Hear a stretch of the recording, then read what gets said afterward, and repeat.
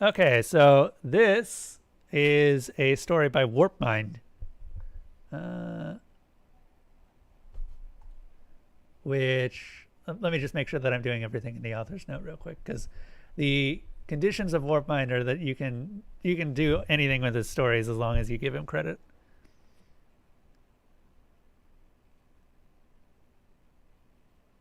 Oh, I have to message him the link afterwards. Cool. I'm intending to do that with all these authors anyway. I'm gonna have to edit these on the weekend.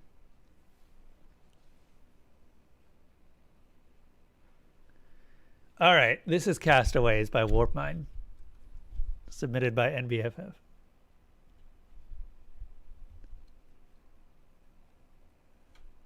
Karth groaned softly as he opened one of his three eyes, trying to get his bearings.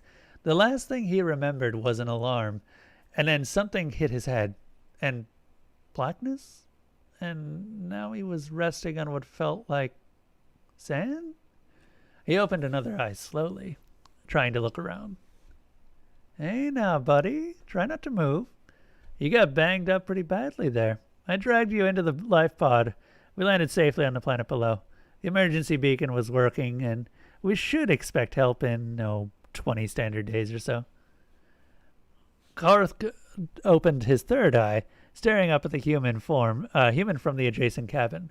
A most unsettling fellow passenger. Human Roger, was it not? Yeah, Roger. And you're Karth, right?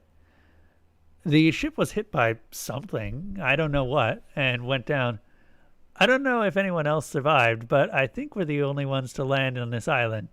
You, unfortunately, have a number of broken bones and probably a concussion. I've set them as best I could, but you're going to have to stay in bed for a while. Karth looked up at the sky, then turned his head sideways just long enough to feel 10,000 angry stinging insects attack his neck and head. 16 star clusters, it hurts. Where did you find a bed? The escape pods. The escape pods don't have those? Roger grinned wryly. Old Boy Scout buddy.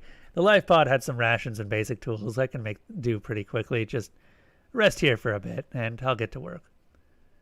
Karth didn't really have much in the way of alternatives, so he closed his eyes and tried to rest through the pain, hearing the rhythmic thumping and creaking of what could only be an axe against the wood. Apparently the island had vegetation at least. Karth howled in pain as his leg was dragged sideways for a moment, and then he heard Roger's voice through the red haze. Shit, sorry, Karth, your leg slipped. I was just trying to get you onto the stretcher here, to get you off the beach and into the shelter. He whimpered a little before calming down. I'll live, human Roger. Or at least I hope so. Wait, shelter? You built a shelter and just... how long was I out? Roger shrugged. I'd say I'd been working for 4 or 5 hours in between checking on you to make sure you'll be safe. Luckily, it's a relatively low-G planet, so I'm actually able to drag you over there without too much trouble. He fished out a ration from a pocket. Here, eat this. There's enough for 2 days, 2 per day for a bit longer than we should expect to wait. And I'll see if there's anything I can forage tomorrow. Karth slowly chewed on the ration bar. It was completely devoid of flavor and packed with all the nutrients a sophont? I'm going to go with sophont could need, and 2 bars per day should be just a hair over the right amount for an adult Klothic. These alien names. Well, it was a little undignified, perhaps, but he could probably endure being cared for 20 days like this, so long as the human didn't insist on these strange noises he'd produced in his cabin over the course of the journey. Human Roger, that strange box of yours with the strings and the stick attached. You didn't manage to get that from the life pod, did you? Roger looked at it a bit crestfallen. Oh, I didn't realize you were a bit banjo enthusiast too. No, I didn't have time to get any belongings, mine or yours. Might have had time if you were mobile. mobile, but when I saw you take the door to the face like that, I didn't have much choice. Karth looked at Roger as though the human had suddenly turned blue and grown gills and a third eye, which would have made him at least appear like a civilized species. You didn't have a choice between saving my life and saving your own possessions? Was your cabin on fire? Was it venting? No, our cabins were not against the hole. Roger blinked. What? No, it's common sense. Life before material possessions. He shrugged and hoisted Karth's stretcher into a surprisingly sturdy-looking wooden frame, clearly fit to hold the stretchers suspended from the ground. All right, that should serve you well for now. I can get a building better. I can get on building a better bed after I've looked for more food. Karth slowly swallowed the rest of his ration bar, then closed his eyes. I think I need to sleep again. Okay, yeah. Karth slowly chewed the morning's ration bar. After 12 days, he was almost ready to lick human Roger's arm for a speck of flavor, though he didn't quite feel like testing the human's intimate zones, even for so strong a need. Though human Roger seemed to be behaving a little strangely, more so than on the ship. He'd fallen into a pattern of 3 standard days of almost frenzied energy, slowly tapering off and turning into a helpless lethargy. On the 4th day, when he'd spent all day sleeping, except if Karth needed something. It was unsettling, but he couldn't deny that human Roger had spent those waking days and nights in quite a productive manner. The shelter was quite cozy, and the new and improved bed was remarkably pleasant. Though Karth was becoming a little suspicious of those strange stains on human Roger's clothes.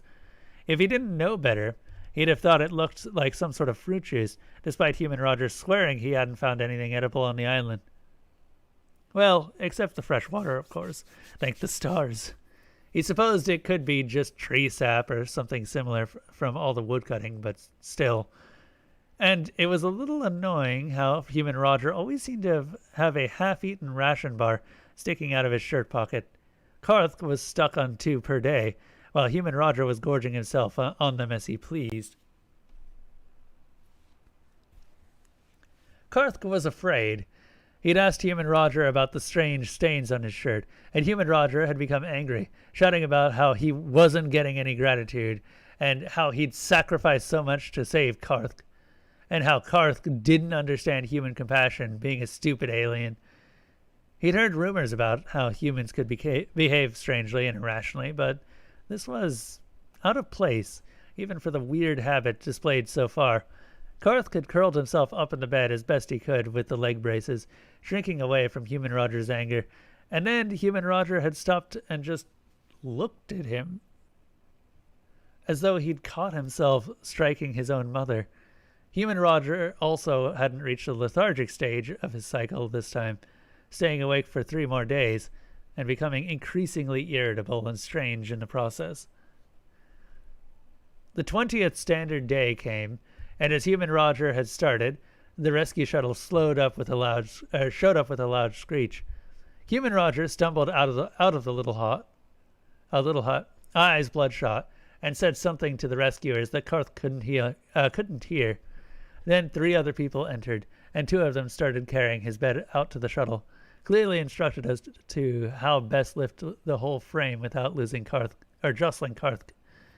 As he was carried out, he spotted the pile of what could only be large fruits, and a pile of what appeared to be seeds and skins from the fruits. He just stared at the piles, speechless, not even registering the other people in the shuttle as the righteous indignation began to seethe, and his gills took on a purplish hue. Karth seethed as he lay in the hospital bed. Here the human had belittled him in secret, all under the pretense of caring for him.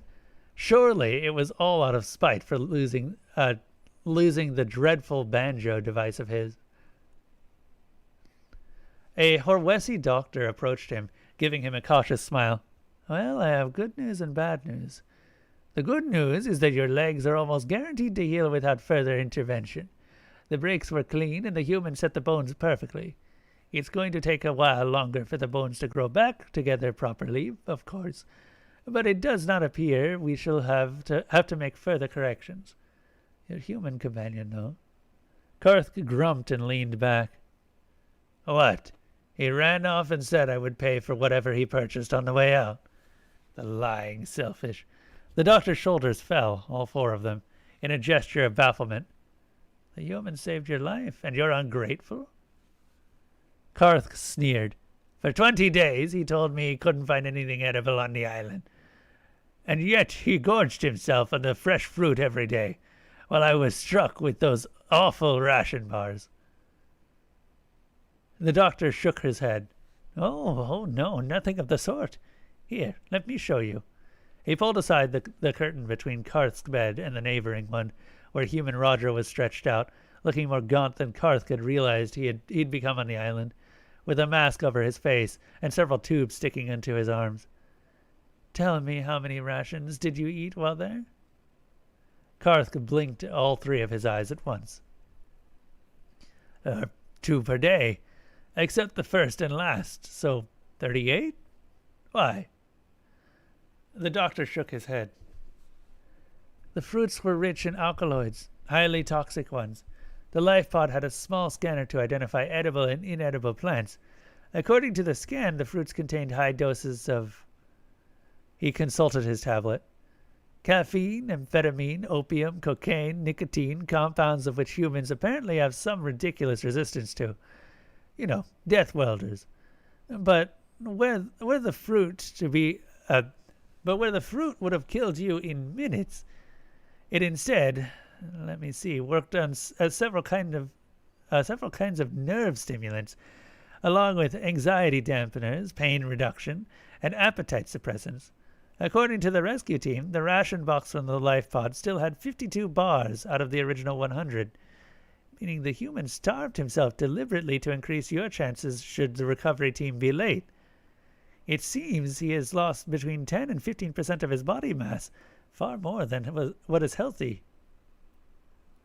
Karth sat up and stared at the human Roger's sleeping form, completely at a loss. Why? If he was sure we'd get help in 20 days, why do that to himself? The doctor shook his head. That's not quite right. The message in the life pod says a minimum of 20 standard days. It could be easily be as much as 40 standard days from the accident occurs until the rescue ship arrives and locates all the active pods. It seems he was fully prepared to try to stretch his health to the brink for your sake. Karth scratched his head. But why? The doctor looked at the tablet again. According to the rescue team, he said you were the first alien he'd met who loves... He squinted at the text.